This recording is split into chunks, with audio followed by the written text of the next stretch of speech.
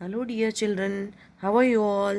Today, we are going to do a new lesson in your environment book, looking around, and we are going to do lesson number 5, our first school home.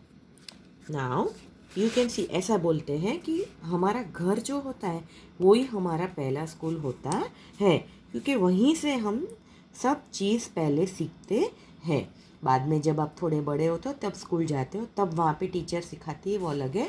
पर starting में आप घर में से ही आपके mummy papa दादा दादी सब आपको सिखाते हैं। So we are going to start this lesson. Our home is our first school.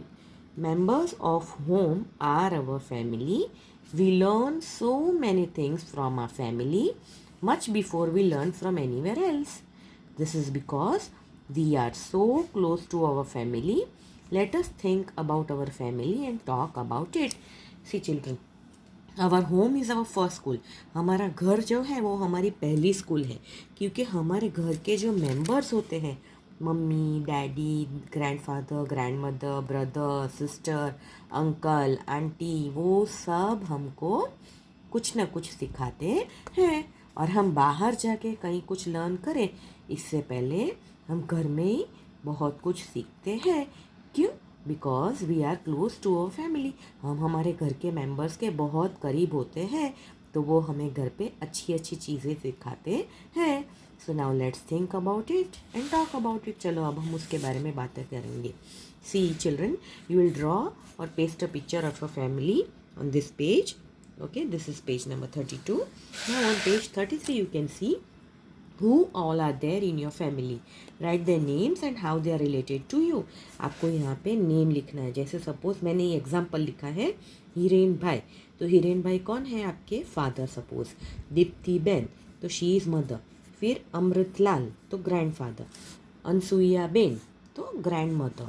फिर अंकल का नाम लिख के अंकल लिख सकते हो, आंटी का नाम लिख के आंट लिख सकते हो. Okay, so this will do in your homework.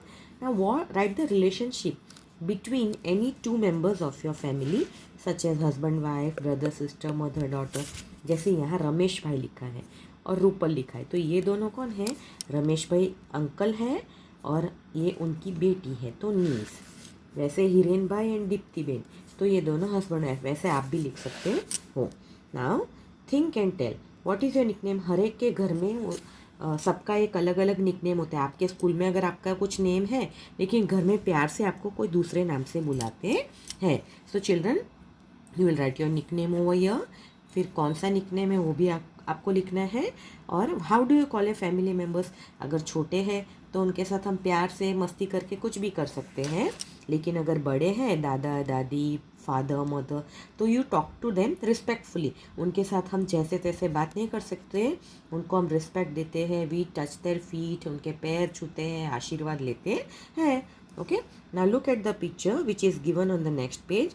Two persons in the picture look similar. See here, you can see here there is a picture of a family. Father, mother, एक शायद aunty है and two girls are there. तो इसमें पूछा है कौन दो लोग आपको सिमिलर लगते हैं. मुझे I feel this girl, both the girls look similar. खाली फ़र्क, see they are wearing the same kind of earrings, only hair style is different. इसके कर्ली हेयर है, she has got straight hair. Otherwise I feel this two are same. So we will write the girls look similar, just hairstyle is different. Now you can also write here, is there any similarity between you and the other member of the family in the way you talk, walk, smile or even in your looks. आपको लिखना है अगर आपके घर में कोई ऐसा है जिसकी तरह आप बात करते हो, या कोई दो जन एक तरीके से चलता है या स्माइल करता है, या कभी कभी कोई दो जन एक तरह से हंसते भी हैं, तो this you will right here. Now on page 34 you can see, let us now read about Salman's family. The elder member of Salman's family work as धोबी. यानी जो सलमान का ये फैमिली है यहाँ पे आप देख रहे हो, वो लोग सारे धोबी का काम करते हैं. सब लोग मिलके यही काम करते हैं. कोई कपड़े धोता है, कोई यहाँ भी धो रहे हैं, यहाँ भी धो रहे हैं. Then this lady is hanging the clothes on the cloth line. वो कपड़े सुखा रही है, फिर उसको इस्त्री करेंगे. So they are dhobis. Okay, so all the members of the family lend a hand in washing, drying and ironing of the clothes. Salman and his cousin Rafiq are also learning the work done by the family. तो हर एक घर में ऐसा होता है कि अब suppose there is a shop, कोई दुकान है, तो पहले पापा बैठते हैं, फिर उसका बेटा बैठता है, फिर चाचा सब एक ही घर के members they sit in the same shop and do the business. और अगर किसी का स्वीट्स बनाने का बिजनेस है, they are having a confectionery shop, then they all the people are engaged in the same shop. Same way they are Tobis, so all the people are engaged. घर की ladies भी see they are washing the clothes, hanging the clothes and ironing the clothes. So Salman and his cousin Rafiq, they are also learning to do the work of the family. Now remember and write, is your family involved in any particular work? If yes, what? आप भी यहाँ लिख सकते हो कि आपके घर में कोई फैमिली बिजनेस है, देन सब उसमें इन्वॉल्व है, तो कौन सा बिजनेस है और क्या. Okay, in which all work do you help at home? You can write here. We help in cooking or cleaning the house, keeping the things in proper place. Girls होती है वो मम्मी को help करती है, boys होते हैं वो भी छोटी मोटी चीज़ अपनी जगह पे रखते हैं. Now coming on to page 36, you can see we learn many things from our family members. Salman and his cousin Rafiq learned cycling from his uncle. एक घर में अगर ज़्यादा लोग रहते हैं साथ में तो they are a lot of help to each other. सब एक दूसरे को हेल्प करते, कुछ न कुछ सिखाते हैं. So Salman and Rafiq they learn cycling, cycle चलाना अंकल से सीखा. You also learn many things from your family and you will write it. Then here you see whom do you meet, right?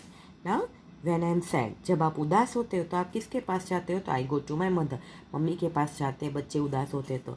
when I want to know about the past, if पुरानी कोई चीज़ जाननी हो तो you go to your grandfather or grandmother.